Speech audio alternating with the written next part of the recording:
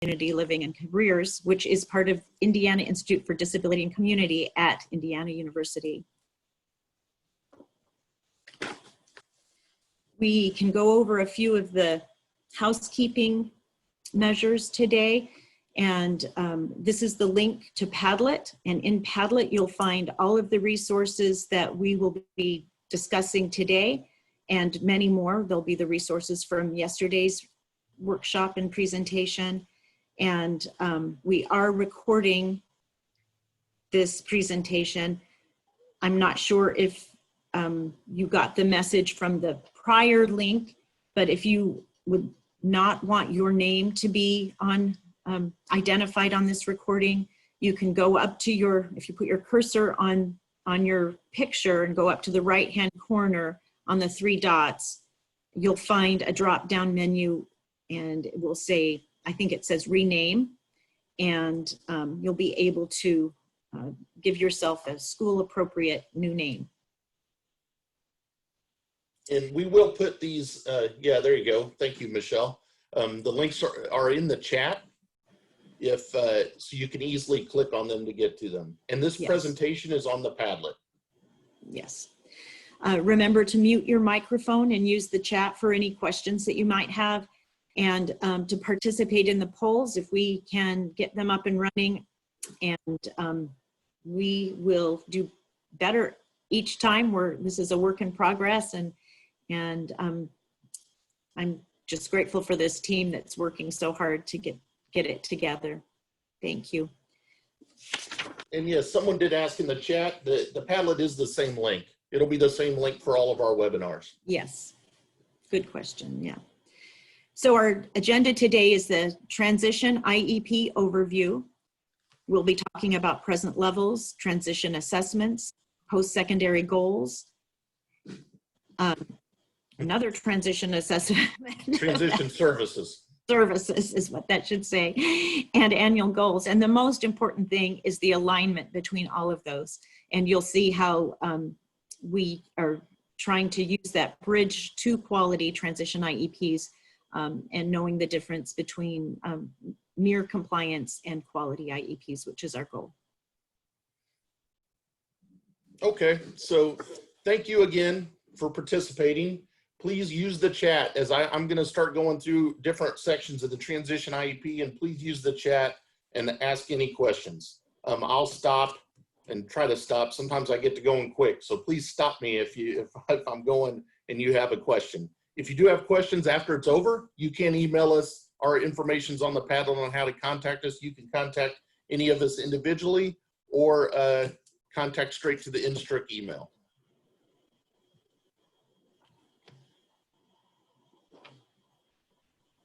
So a little bit of talk. This was a little quick review from yesterday, where we're going to talk about the Indiana, the process and monitoring IEPs. I'm not going to go through them as in depth. That yesterday's training is recorded, but in each year, there's 3 years, each district has put in a rotation for monitoring. If you're on year 1, it's the self-monitoring year, where districts can figure out their own way to monitor IEPs. Some districts have other teachers monitor each other's IEPs. Some districts have someone assigned that's their job. They actually review IEPs. We just really suggest that's not really an off year. That's a year where you can do that kind of work to help improve your IEPs. Year 2 is a proactive year, where the IEPs for those districts in that year are monitored, and then information is sent back to the districts just so they can have information on how they're doing. And then the 3rd year is the year that the district is federally monitored for IEP compliance.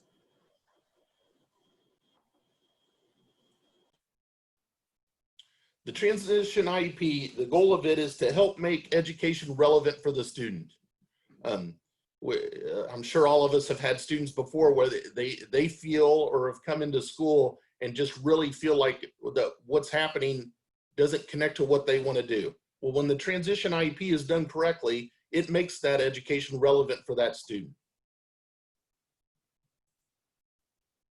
It also helps make it purposeful for the student. So the IEP should include annual goals and transition services that will support the student in reaching their long-term post-secondary goals.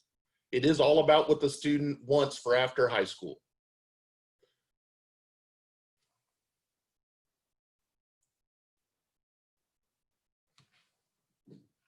And that transition IEP should be the blueprint. There was a lot of teachers do a lot of excellent and outstanding work in the classroom, or not even in the classroom. We teach in the community, we teach at job sites, we teach all over. That transition IEP is the blueprint for how to do that quality teaching. That's why it's important to make sure that it has quality information in the present levels, in the summary of findings from transition assessments, and that leads to good quality transition services and annual goals.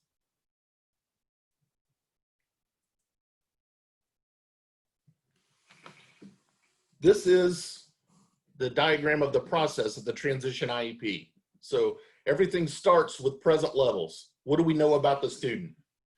Then after that, we can figure out what we need to know about the student. And that's where age-appropriate transition assessments and the summary of findings comes in.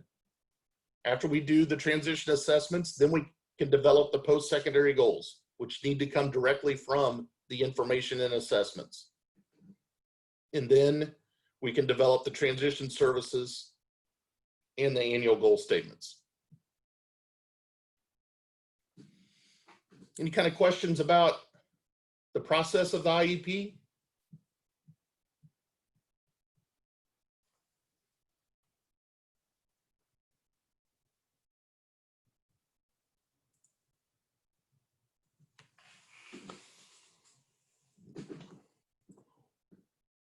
So the IEP starts with the present levels. Like I said, what we know about the student.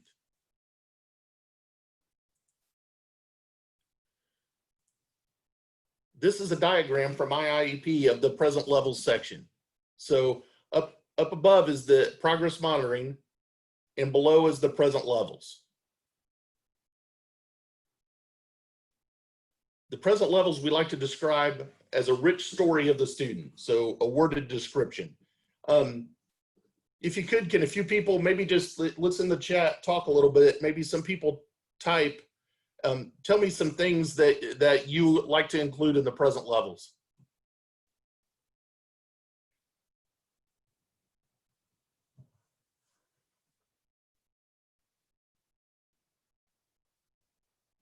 You can add it into chat.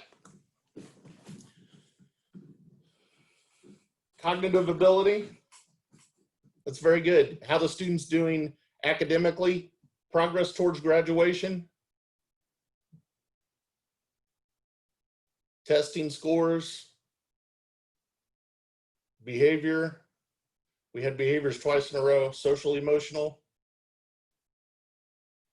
Really, it's anything that's going to help that individual student. How to guide them for the rest of the IEP. Those are all really good answers coming in the chat. On your Padlet, there is a template for present levels. And what we suggest, that's just a general starting point. It shouldn't be then that's what you use for every student is all those headings, because for every student is going to have different topics that you use on there. But that's a good starting spot. So on your Padlet, look in the present levels section for the template on present levels.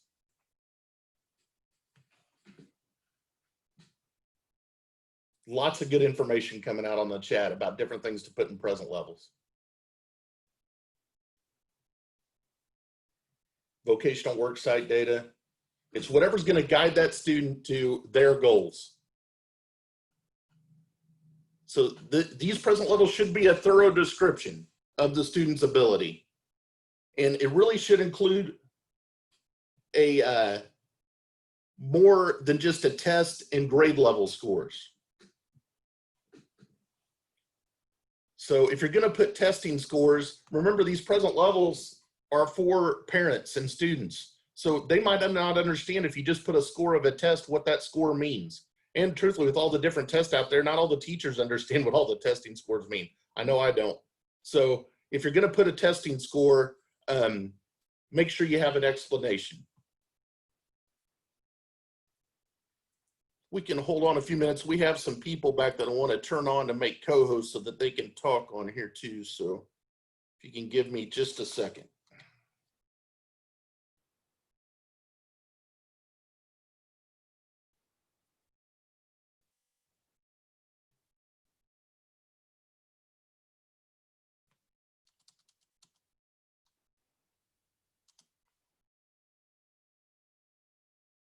Okay.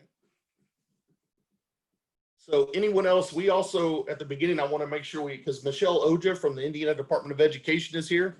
So she will have some things to talk about as we go through it. Wendy Ritz is on now, and who I talked about at the beginning, and Kathleen and Judith. So anybody might have some comments as we go through. So thank you.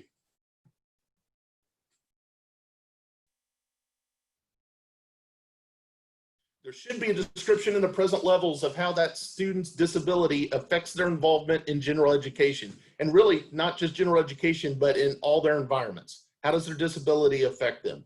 And that can be done. There isn't a format that makes it compliant. Present levels cannot make the IEP non-compliant for indicator 13, but if there's not good present levels in an IEP, I can guarantee they're not going to be good annual goals, not good services, not good assessments, because the present levels, you have to know the student before you can develop any of that. Whenever you're done reading the present levels, you should almost be able to kind of guess what the annual goals are going to be. The needs of that student should be in there. So after you read the present levels, pretty much know what the annual goals are going to be for that student. How we build that bridge to quality present levels, make sure the information is organized, not just copied and paste on there. It's not good to have just a copy and paste from direct from all the teachers' emails, and you see that because it's not organized well. And it also, sometimes on that, there's information that you wouldn't want in the present level that sometimes comes from teachers. So you want to use that information, but you want to organize it to where it looks a little bit better than just a copy and paste. I talked about the rich story. Those present levels should be a rich story of the student.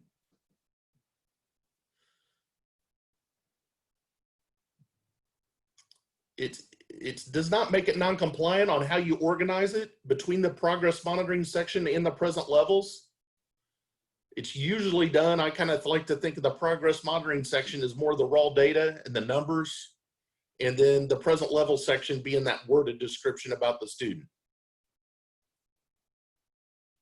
Then we also like to say, use the stranger test. Think about whenever you're reading the present levels on a student, would somebody that didn't know that student have a good idea of who that student is after reading that? Think about general ed teachers. The general ed teacher, the general information they're going to get on that student is what's in the present levels. So is that information going to benefit the general ed teachers? And is it something that parents are going to read and understand?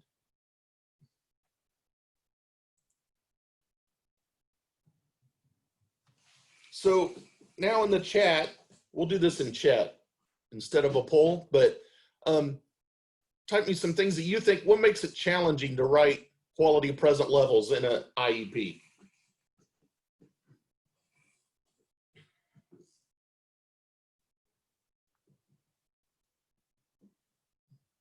And I can start off with time because I know that that usually comes up first. And pandemics, yes, this is, whenever we're not seeing students as often, it can be done. There's ways that we do this. It's just how we get that information is different.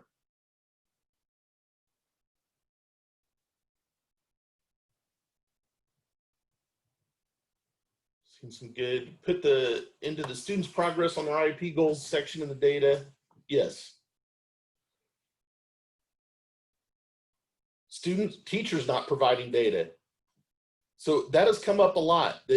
Sometimes we have to find, a lot of schools have their own system on how they're going to talk with teachers and get that information for present levels.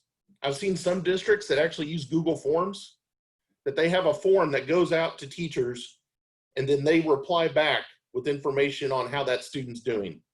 Other schools use just paper that they send out to teachers that write. I do believe it's good to have some kind of system that the general ed teachers know, this is how I get that information out about students in present levels. I like that statement a lot about trying to make it sound positive for the parents, but real for the teacher. There is a balance there sometimes on how you're doing that. It needs to be beneficial for the student. That's the number one. But yeah, you definitely want teachers to understand what's going on too. But sometimes teachers, I think they'll send back responses that aren't that you just don't want to copy and paste. That's what I was talking about earlier in there, because sometimes they can sound a little negative. And we want real information, but also I think as special ed teachers, there's ways sometimes that we can write that, make it sound very real, but also not as negative as what it could sound. And transition from building to building, that is it's a big challenge too. So a lot of districts do have a whole system on how, especially from that middle school to high school, how are they going to communicate with the middle school teachers on getting good information on present levels? Somebody says they'd like to see some examples for Google Docs. So I will see if I can and get some of those from districts that are using that to share information, or if anybody else at your district, if you're using some kind of form that you're getting information from general ed teachers on present levels, please share that with us.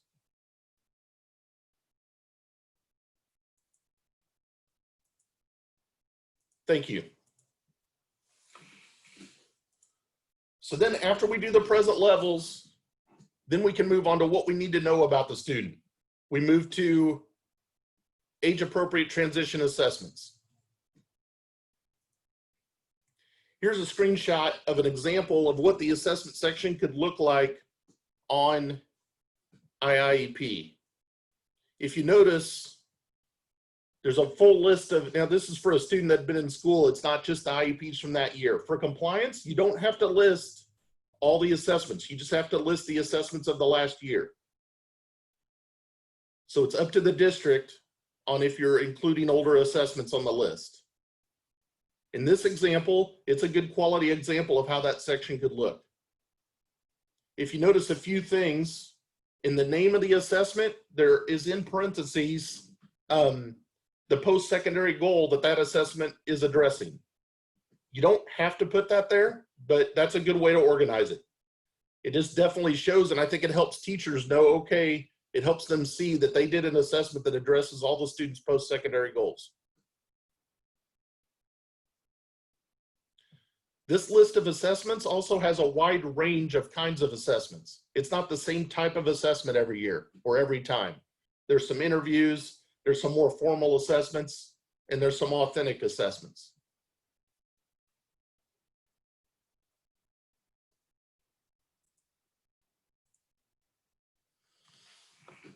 Transition assessments always have to address employment and education and training. They also, if the student has an independent living post-secondary goal, then you need an assessment that addresses that.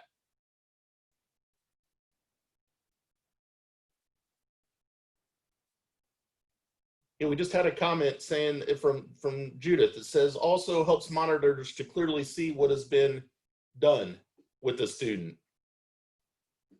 and helps to show growth. So if you're listing the whole assessments, it's showing that the student is progressing and really moving towards their post-secondary goals.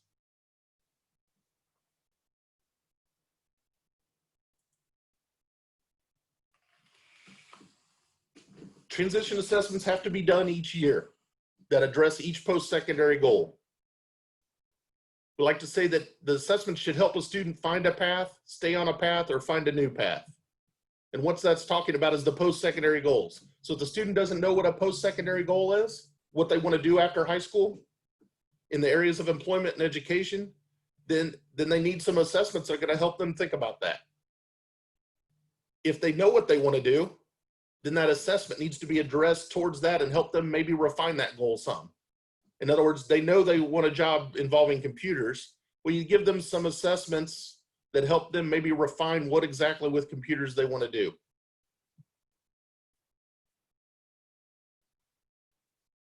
Or the YouTuber. It seems like there's a lot of YouTubers out there right now. So helps them think about what they actually have to do for a YouTuber. Some of our students really have these lofty careers, which are okay, but they might not really understand what it's going to take to do that job.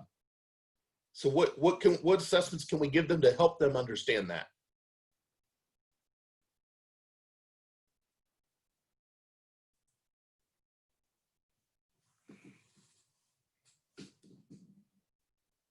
Building the bridge, how we build that bridge to quality transition assessments. Make sure you do new assessments each year in a variety of assessments for a quality assessment list. and think about using authentic assessments.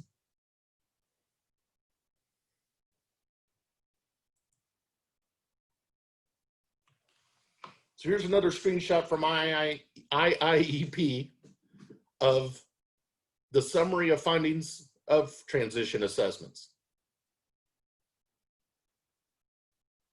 So after you do the list of assessments, then you need a good description on what you learned from those assessments. If you notice on this one, employment, education and training, and independent living is broke out separate. The date is included of when the assessment was given and a good description.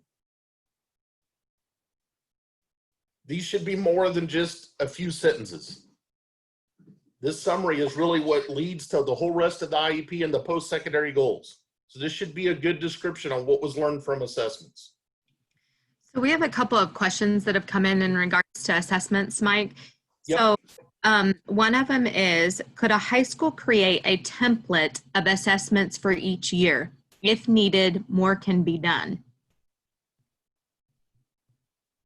Anybody else want that one, or you want me? I can get it. A template, the only thing that concerns me a little bit with a template is really they need to be individualized. So you could do some similar assessments for a student, but you really want to make them individualized for every student. So getting in the habit of picking, this is all the assessment we give to all ninth graders, and this is the assessment we give to all sophomores, it's not always good. There could be some parts of those assessments that really help out. In other words, let's say there's an assessment that a school has made that really is general and targets employment, education and training, and independent living. Well, maybe for some students, they don't need the independent living section. So you identify for this student, we're just doing the employment section. That makes it a lot more individualized for students. So as you're doing it, just think about making them individualized for the student. This is Judith. I also wanted to add in that sometimes, we know with students that are quite young, that are, new to transition, they're 14, 15, they may not know what they want. And so there may be some common general assessments that you're giving students in those early years of transition. But as they continue to age, we want to see those assessments become more geared towards their goals. As Mike was mentioning, authentic assessments, and I see there was a little question about that. These would be assessments that focus on that student's area of interest. Like we have several examples also that we recently got translated. Mike or Wendy, you want to talk about which ones those might include? So the specific question, Mike, is can you talk more about authentic assessments? And Judith is talking about, we've had them translated into Spanish, and those are getting updated on our transition matrix.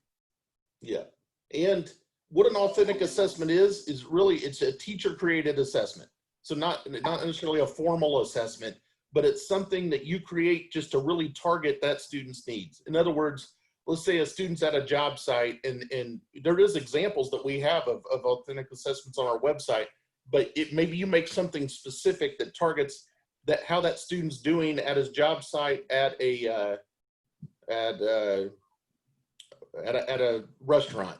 So it's targeting actually how he's doing, and it's interviewing the employer. So it's really just a targeted assessment, an assessment that really is fixing on exactly what that student wants.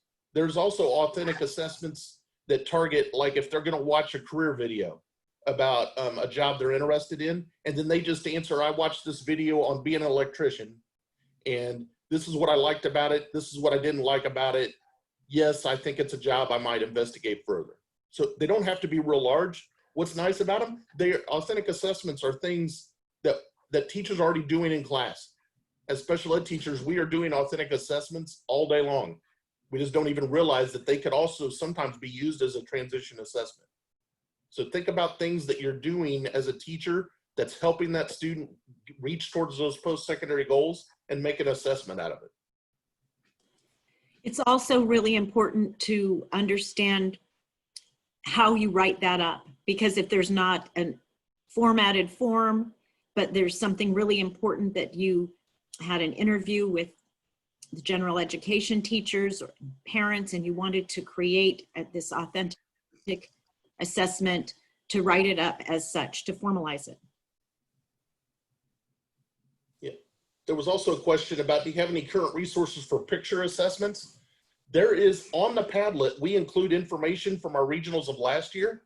And last year, we regionals were all broken down into stations where people went through each section of the IEP, and there was a whole section on transition assessments for students with high support needs. And there is information on the Padlet from that station. So you might look there for some really good information on that. There's also on, yeah, the Padlet's there again, pasted in the chat. Project Success had a link to a picture system. It was pretty much just like a general picture system where you could put different pictures, but you can make assessments out of it with that really quick. And it's on the Project Success website. I believe Meredith is on here, but on our Padlet, there is a column for resources for students with significant disabilities.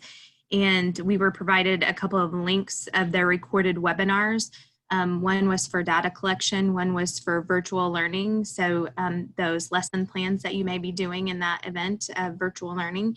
And there's another one on there that Heidi Brett Baker shared with us yesterday. Distance learning, I do believe, is the third one. And she was very pleased, and she said that she was more than willing to accept any questions that you had. Meredith, if you want to provide people with your contact information through the chat, you're more than welcome as well. If people could reach out to Project Success or you individually, that would be great as well. I think there's one more question that's come through, Mike. And if there isn't an independent living goal, do you have to do an independent living assessment yearly?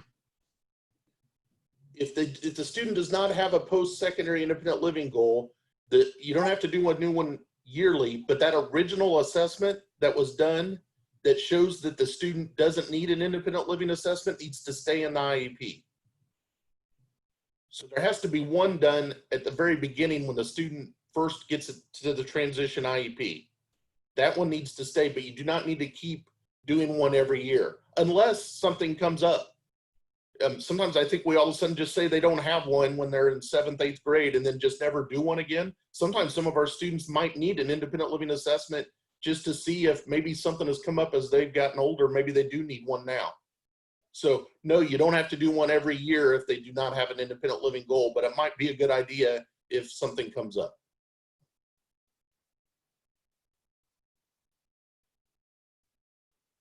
Somebody's talking about, yeah, really need Spanish versions of assessments. We have some of those and are in the process of making more. It definitely is something that's needed.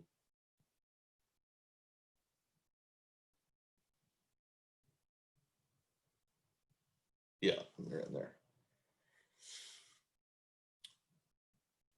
So the summary of findings from age-appropriate transition assessments, we like to say it has the spin in there. You have to include the student's strengths, preferences, interests, and needs as related to each of their post-secondary goals: employment, education and training, and independent living. And make sure it's a thorough description.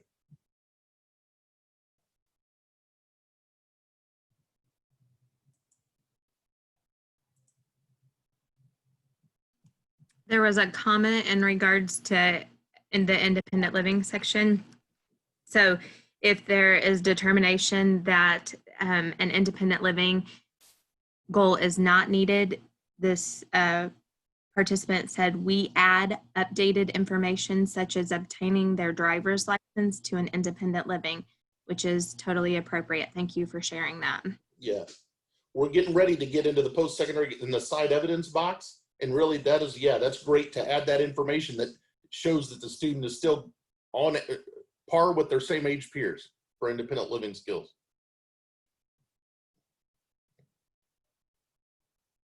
Building that bridge to quality transition assessments and the summary of findings, use headings to help organize it, thoroughly describe what was learned through the assessments, and make sure you're keeping information from the original independent living assessment. Oh, spin, I'll go back. Spin is strengths, preferences, interests, and needs. That's in the area of employment, education and training, and independent living. That's what should be in that summary of findings.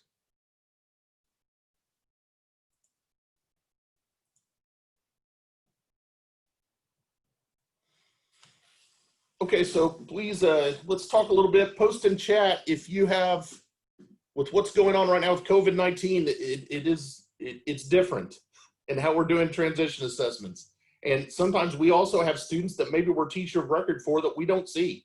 They're in general education, we're teacher of record for them and helping support them, but we don't have direct contact with them. So if you have some good ideas on what do you do for transition assessments when you have limited or no direct contact with the student, type into chat if you have some good ideas in that section.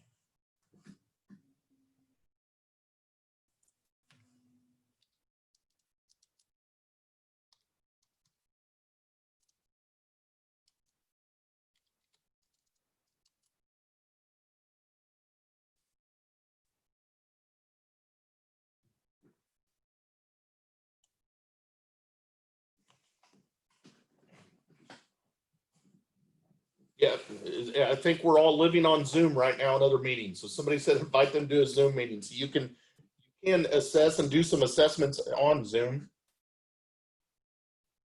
Someone's meeting with a 13-year-old later today on Zoom.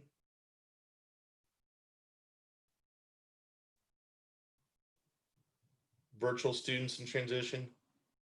Yeah, Google Forms. I always say this at trainings. Google Forms, I have a slight obsession with. They make life really easy in some areas and really neat. So there's we've been talking a lot. One of our cadres is actually working on turning a lot of assessments into Google Forms. Very easy to send to a student. Phone interviews. So this is something that came up with monitors. We talked yesterday more about how the monitoring works. Monitors do know that assessments are going to look a little different. They still have to be compliant, still have to be done, but we do know there might be more interviews, things like that. I do suggest if you're going to do an interview though, really think about another way to do some assessments too. Because an interview really gives, information from directly from the student or the parent, whoever you're doing the interview with, but you can find some other good information with some other assessments too. There was a comment in regards to teachers being in person right now. So they are urging their teachers to go ahead and capture some of that information. Great idea, because nothing says that those assessments have to be done 2 weeks conference. So getting that information now will make it easier if you guys have to go to a hybrid model or a virtual learning model. Great idea. Thank you for sharing. I like that using Google Slides too. Somebody made like a slide presentation and turned it into a background for students to type on. Made the assessment in the Google Slides. So it is different, but definitely can be done. And actually, I think we're learning a lot through this that are positive on how we can interact with students. And sometimes I don't know that we give students enough credit that they are pretty knowledgeable when it comes to technology and different ways of doing things. And sometimes we're the ones that have a little bit more issues with it than they do even. So it's really just thinking about how we're going to get that same information from students. So now we move on from transition assessments to post-secondary goals. Here's what the post-secondary goals section looks like. On this one, you'll notice this student, you check the box for yes, they have achieved sufficient skills for independent living, and then the independent living box turns to the side evidence. And then the employment goal and the education and training goal. Post-secondary goal statements have to come directly from information in the summary of findings from transition assessments. Sometimes whenever we see things that are non-compliant, it's like in the summary, it'll talk about how much the student is really interested in being a football player. And then down below it says they're gonna go and work at a restaurant. So that's non-compliant, it doesn't line up. So that information has to come directly from the assessments. Sometimes why that is because a student changed their mind in the middle of the meeting. So you did assessments earlier, and then all of a sudden at the IEP meeting, the student all of a sudden pulled something out of left field that you never heard before and said, this is what they want to do for a career. In that situation, do another quick assessment with the student. Write up and talk to them about why they want that career, and then write that down, and then go back to your summary. You have to make sure you go back to the summary and write it up and make sure that that shows that's the most recent information on what the student wants to do. So make it another assessment and write it up. If the post-secondary goals do not align to what the information in the summary of findings, it's not compliant.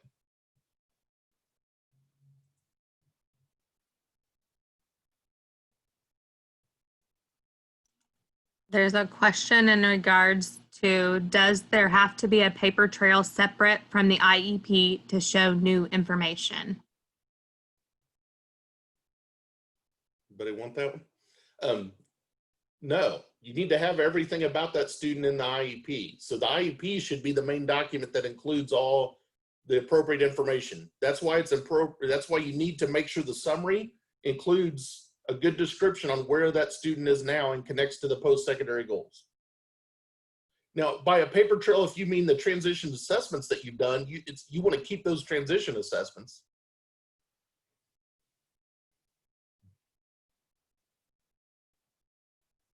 Do you need to keep all the information in the transition page and all the boxes and keep adding to it? The way you write that summary is up to the district. In other words, some districts do want all the old information from their all the old summary information and assessment information in there. Some districts would prefer just the most current year. So that's up to the district.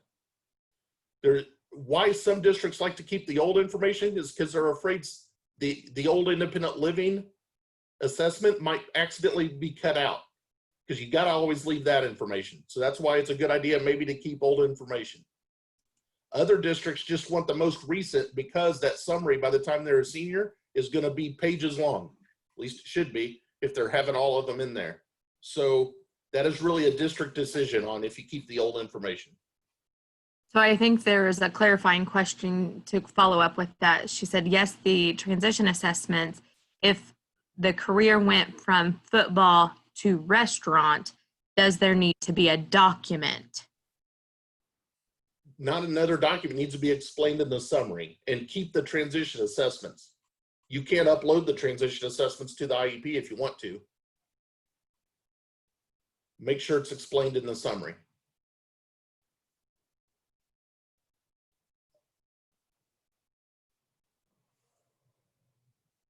Somebody says that Microsoft 360, I know it seems like a lot of schools and a lot of places are moving to Microsoft Teams and OneDrive for all stuff. So Microsoft 360 allows document sharing and has some of the same thing as Google.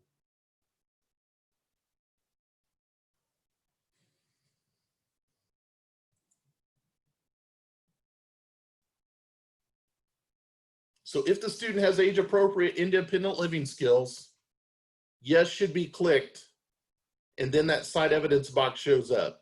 And that's what somebody had the information later about. Every year, really add some more information about how that student is still gaining independent living skills as they get a driver's license, as they maybe start a job, as they start maybe taking care of more financial money issues. They started to learn to use a bank card, whatever shows that they are on par with their same age peers.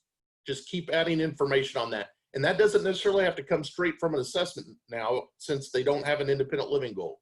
You can just write in there information that shows that they keep gaining independent living skills.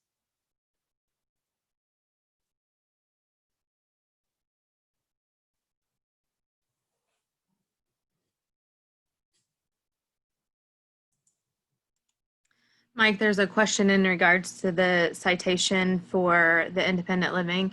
Does the information in the box also need to be in the summary, or can it just be in the independent living box? Anybody want that one? The information does not have to necessarily be in both. What you want to make sure is in the site evidence box is showing maybe some current information, including information that might not have came from an assessment. If an assessment you did at the same time, you're really going to describe that assessment in the summary area. So the summary is more of a description of what was learned from the assessment, which could be similar, but you're also going to add maybe a little bit more information in the side evidence box in addition to the summary. I mean, in addition to the assessment.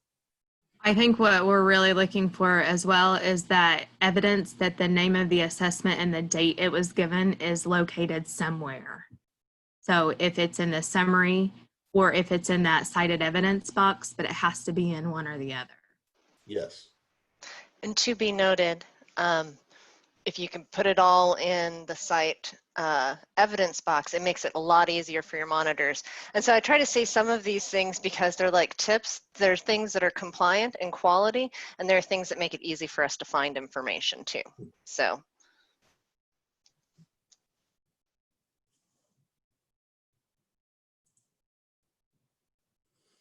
So something to think about on post-secondary goals, make sure you're using the drop downs that are underneath each. Sometimes goals will say, like, it'll say, I will, and then Mike will obtain a job as a electrician. So it doesn't necessarily make it non-compliant, but that's why the drop downs are there. So make sure you're using the right drop down. There's just a list of them there so you can see which are available for each post-secondary goal.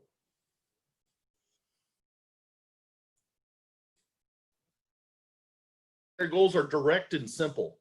You don't want to add a whole lot of extra information in there. The more information that's added, truthfully, the more chance that that goal might be non-compliant.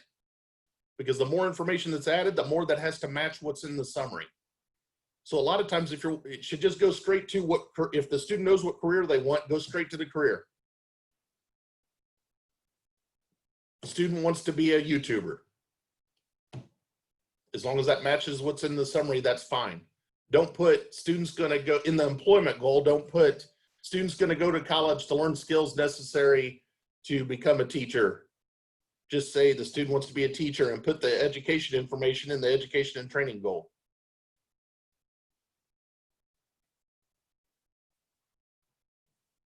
Make sure they're connected to the student. It's all about the student's preferences and desires. What do they want to do? Sometimes we get a question on if by chance the student's saying one thing and a parent is saying, well, they're not going to do that. It's about what the student wants. So you might think about that before the IEP meeting. Kind of prepare yourself if you think that's a possibility. And I think it's important to indicate the students, the parents, maybe ideas too, but it doesn't go in the post-secondary goal section. You might write that in the notes section, that the parents really think that the student should look into this as a career. That way the information's in there for the parent. But if there happens to be not an agreement on what that is between the student and the parent, it's about what the student wants to do.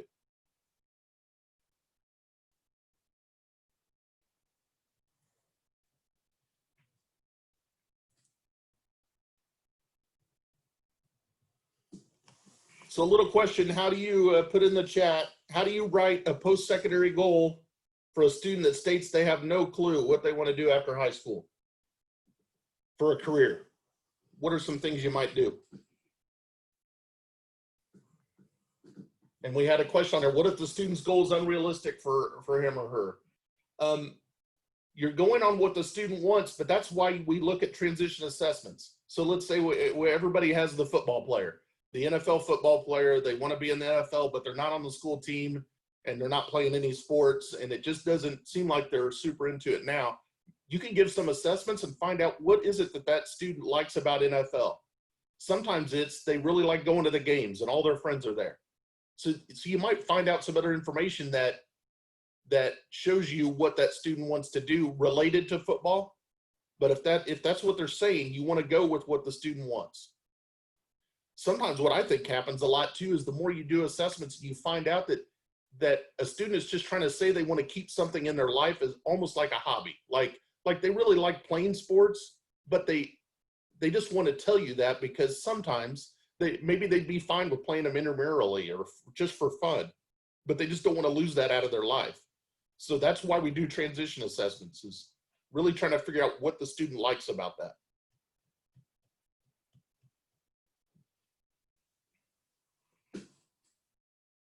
Ooh, I like that question. Somebody put out, what is an adult in your life you admire? So that might lead to an idea of a really good discussion. That's what a lot of this IEP is about, those little discussions we have with students all the time. How do we take some of that information we learn and turn it? So that might lead you to a career for that student. Yeah, someone said, yeah, Michelle, she said it. Yeah, use information from assessments in order to have them discover more realistic opportunities. Yeah, what electives they choose, maybe that's going to lead to something.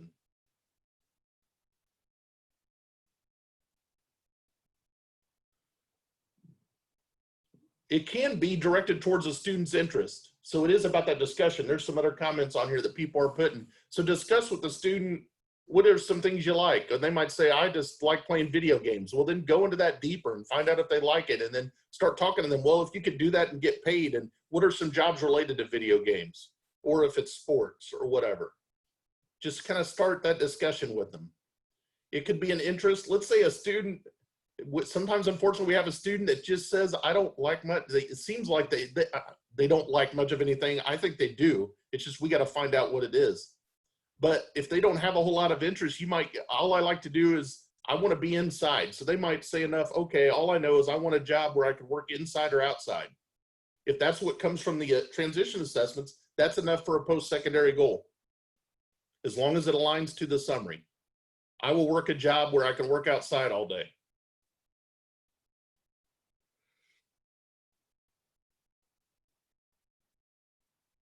Yeah, I'm liking all these things, the discussion starters. I asked the student to think about what they would do if they could choose anything in the world. And that usually leads to some good discussion.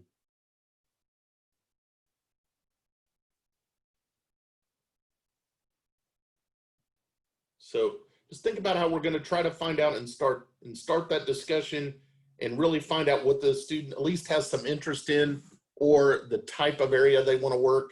You might also, sometimes for students with more significant needs, maybe it's the type of job they want. So in other words, they work a push button to work a blender, making paper. Well, maybe I will work in a job where I can use a push button to operate a machine. The most important thing is just that it connects to whatever information came from assessments in the summary. So the type of job they will work could work as a post-secondary goal too.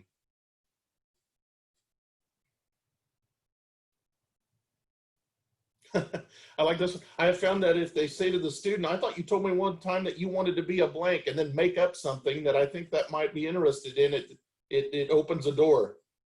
I like that. Yeah, I thought you told me you wanted to be a lawyer one day, and see what happens.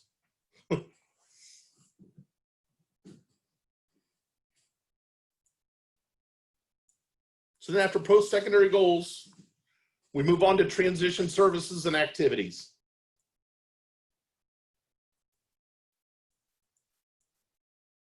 So this is what the transition services section looks like in IEP. The description, you want to have a good title, or pretty much I like to think of it as a title, the name of what the service or activity is. And the narrative needs to be a good explanation of that. You want to make sure they address post-secondary goals. You can have one that addresses more than one, but each of the students' post-secondary goals have to be addressed by at least one service.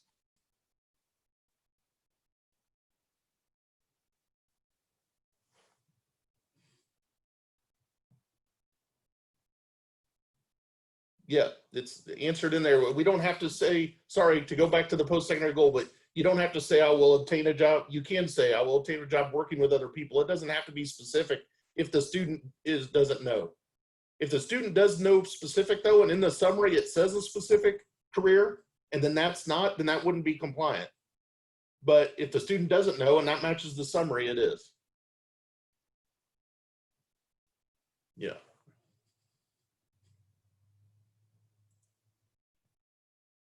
Again, just like in assessments, the services should help the student choose a path, find a new path, or stay on the path.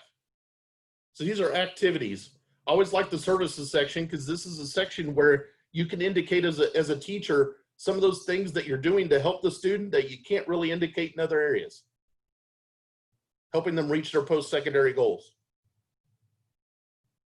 They have to be individualized and aligned to the specific post-secondary goals for that student. So whenever we're talking about alignment and individualized, a goal like just pre-ETS would be non-compliant because pre-ETS isn't an individualized service. Now, something that the pre-ETS counselor is doing, the actual activity, might be. In other words, if the pre-ETS counselor is working with the student on investigating jobs related to being a nurse, then you put in the activity investigating careers related to a nurse. In the narrative, explain that the pre-ETS counselor is doing that, and that's compliant. Mike, I want to go through, there's been a couple questions and or comments in the chat in regards to being able to put a specific career area as opposed to a specific job in that area. And so there, Judith has put a very good response to that. And I just want to make sure that everybody is able to see that job categories work well. And the goals should be more specific as they age and learn more about that job and or education and training options. There was a couple of middle school support staff and teachers on here. And so they asked that clarifying question. And then Michelle supported Judith's statement as well to say, as students get closer to exiting school, we want to be as specific as possible. So just so that you know, that was in the chat. And then to go along with your pre-ETS, I will post a back to school webinar that Jonathan Krasik, it's involved in our resources as well in the Padlet, but just so that you have a quick link through the chat. Yeah, there was a good, if you were on yesterday's training, we talked about a little bit. Yeah, thank you, Wendy. That's a good point. I forgot about that. But there was a good recording done by VR about pre-ETS and how, with everything going on in COVID and just general information on how they can be involved with students.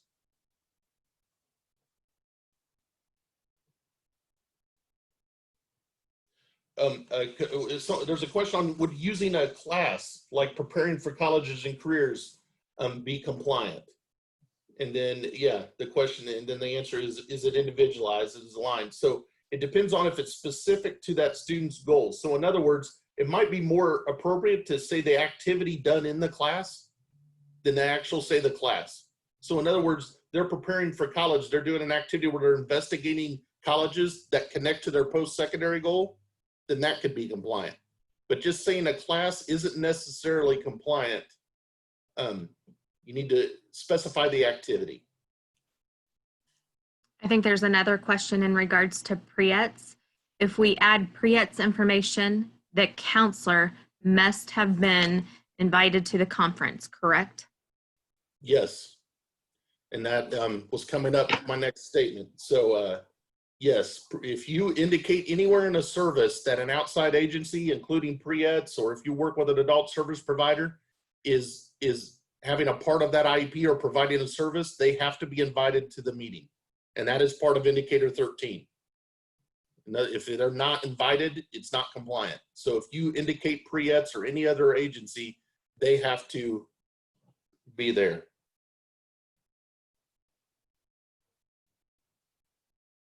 They have to be at least be invited, but if they might not be able to attend, Correct. It Correct. needs to be. You have to show that they're invited.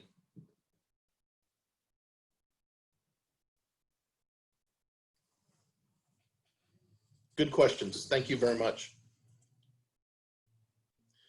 As an example of just some transition services, I think sometimes and I know right now with COVID, the community experiences are a little bit different, but whenever things are going on, think about how a community, and it doesn't have to be an everyday thing. Sometimes there's a field trip where just one class is going, but think about how community experiences might help support a post-secondary goal. So shopping or community resources, transportation, job exploration. And I know every single district is handling job sites and community experiences different right now with COVID. But if you're and I don't want to get into what every single district's doing, but if your district is able to do that, there's a lot of natural teaching moments there where you can work with students on masks, on washing hands, on social distancing. So There's a lot of good things to work on now too, if they are able to go out. And some students might not be able to, but whenever they are, think about other ways that community experiences can help support a post-secondary goal as a transition service. Might also think about health needs, especially to connect to independent living skills. The student might ask more to go to the nurse on their own to take their medicine. Different things that might be able to connect to a transition service if that student has an independent living post-secondary goal where they need to learn some more skills to be more independent in that area.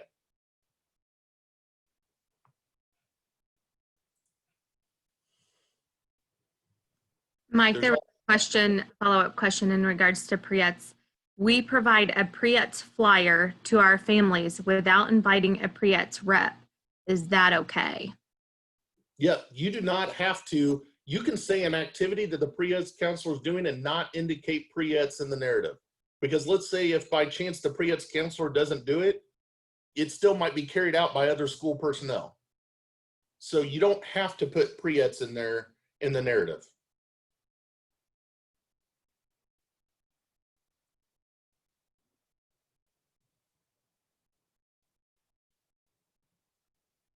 If you indicate, yeah, Michelle commented, if you indicate that they're there in receiving pre-ETS and indicated in the services, they have to be invited.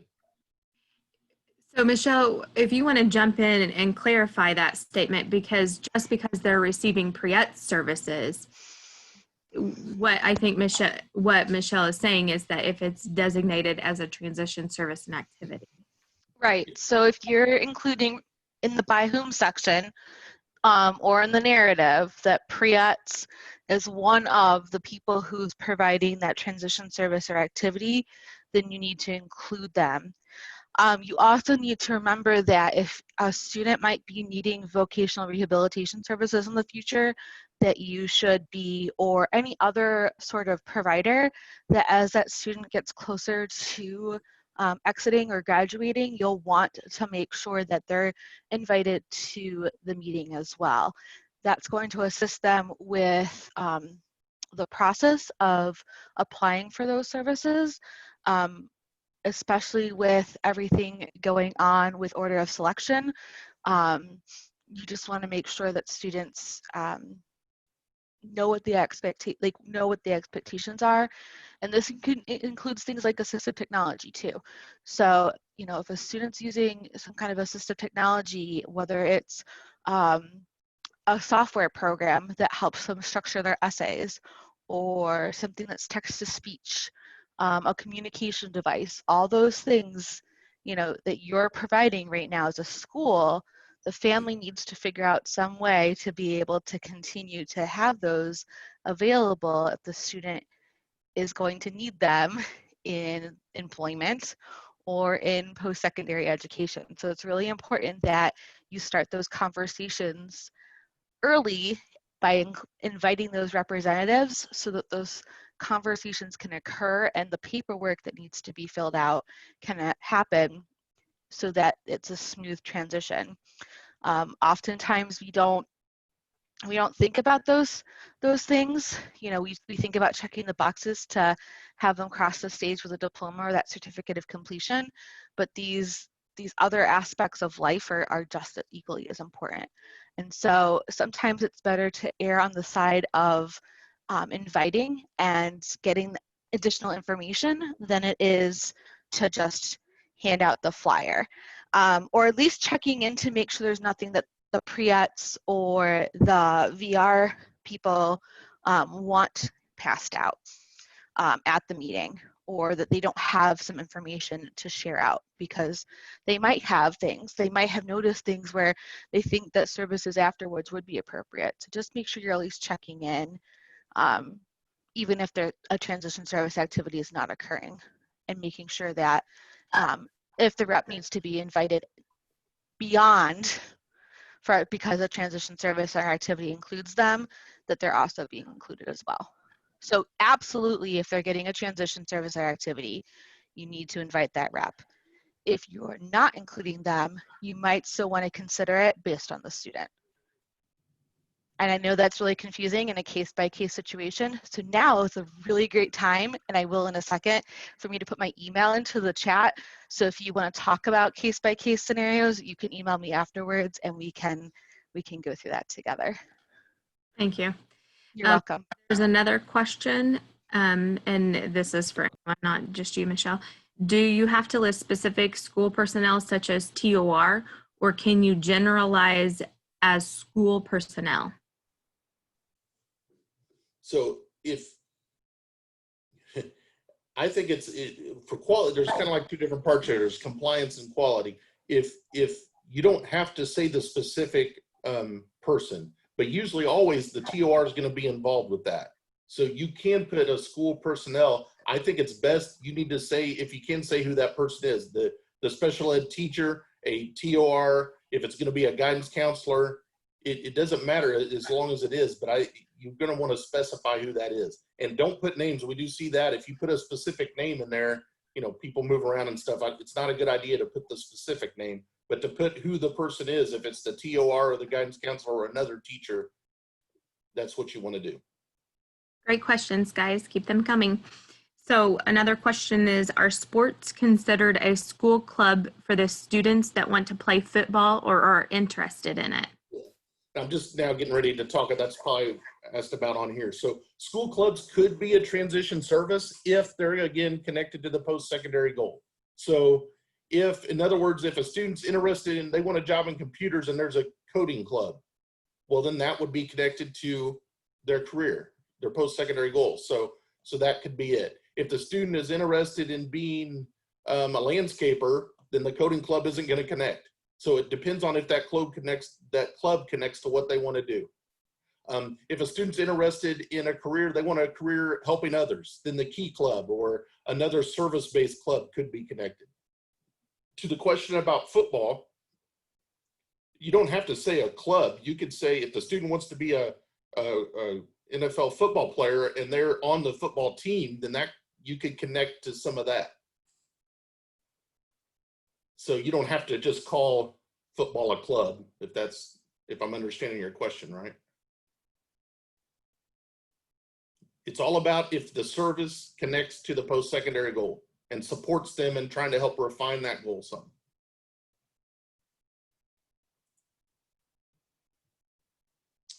This is something we've been talking a lot about lately is whenever you're doing services, are you thinking and considering, are the same opportunities and activities encouraged for students of diverse backgrounds? So sometimes we think we are, but I think it's something that we really need to consider, that are we really making sure, and it's all about expectations. Are we expecting the same from all of our students and giving them the same opportunities? So as you're thinking about services, especially in all sections of the IEP, but especially in services, I think it really connects.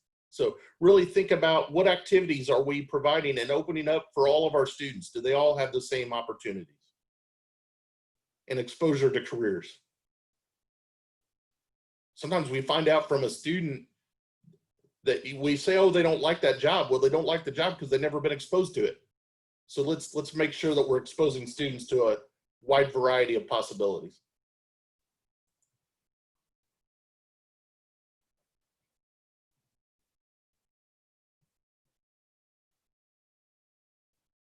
So building that bridge to quality services, make sure you're writing a thorough narrative for each transition service that really shows how it supports the student's post-secondary goals.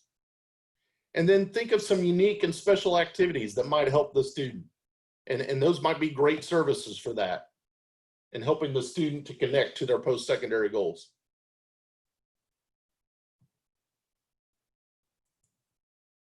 If it's okay, I'm going to go on to annual goals because we are getting kind of up there. So whenever we're talking about annual goals, the next section in the IEP, and to remind you though, tomorrow we're going to go basically through some basic stuff today, but really tomorrow, if you come back, you're going to get a full webinar all on annual goals. So we will have representatives from IEP Resource Center and Project Success, and we will also talk about all annual goals. So tomorrow, come back and you're going to get a full webinar on annual goals. But as we're talking about annual goals, they must address the most significant barrier to the student being successful.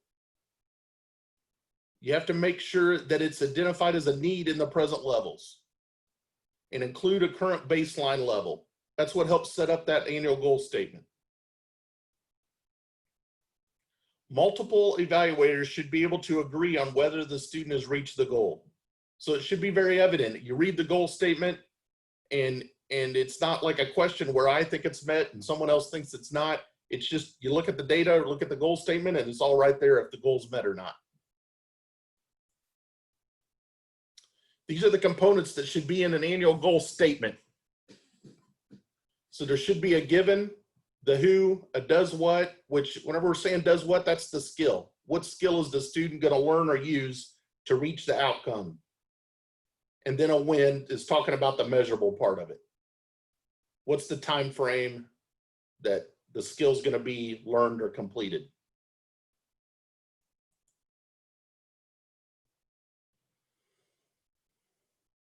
You need to make sure the annual goals address one skill. If the annual goal is addressing a multiple skills, it's not going to be able to be measurable because you can't measure the individual skill. There could be a process. A process can be measured if it's written correctly, but make sure it's addressing one skill. And really, annual goals need to be clear and concise.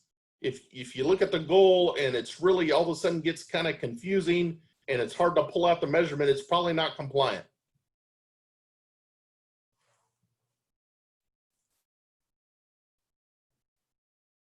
So let me go back to this. Something else to think about in annual goals is, we'll talk about this some tomorrow, but you don't have to write an annual goal for every single thing you're doing with the student, which when I was in the classroom all the time, I used to try to do that. I'd write an annual goal. I never saw an annual goal I couldn't write. I would write an annual goal for everything. You can't do that. There's no way to keep data on all that. Doesn't mean you're not doing it. Doesn't mean you're not working on it in the classroom, but write your annual goals to address the most important barrier, the biggest barriers to that student.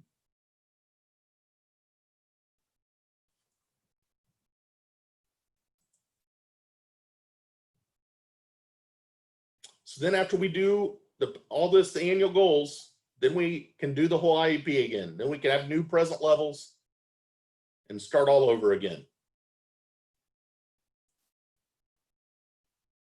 So I know that was really short on annual goals. So if there's some questions specifically to annual goals or questions about anything else, we can talk about that. It was short because like I said, tomorrow we do a 10 a.m. and a 2 p.m. just on annual goals. And then Friday at 10 a.m., not p.m., 10 a.m., there will be a webinar that's going to go over indicator 14 and self-monitoring of IEPs.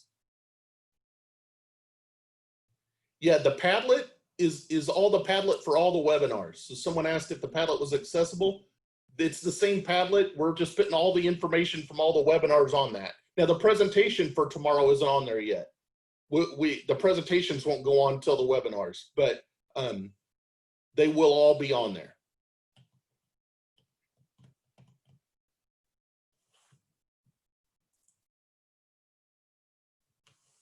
What other kind of questions?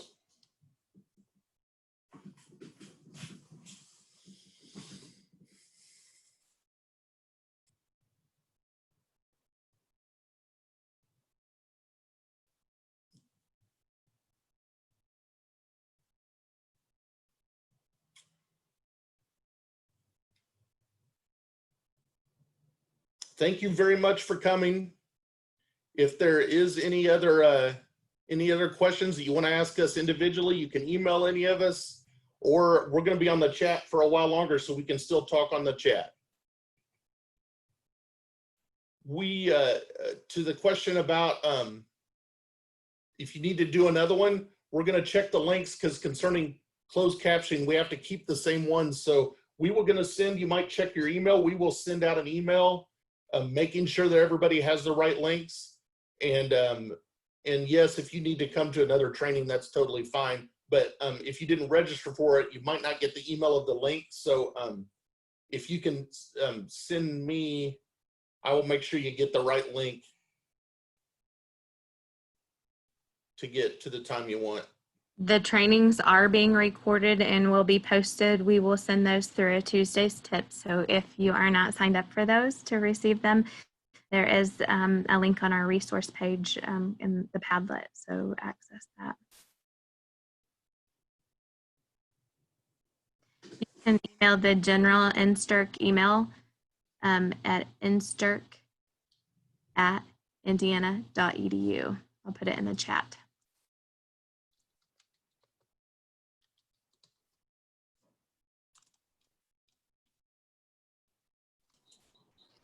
The evaluation link was listed in the chat. It's also on slide 36. If this is your only webinar, you can take that evaluation now. If you're going to join us for the other webinars, you can take it at the end on your last session. Thank you everyone for coming. It was good, at least talking to all of you and seeing your names too. I guess I didn't get to see all of you.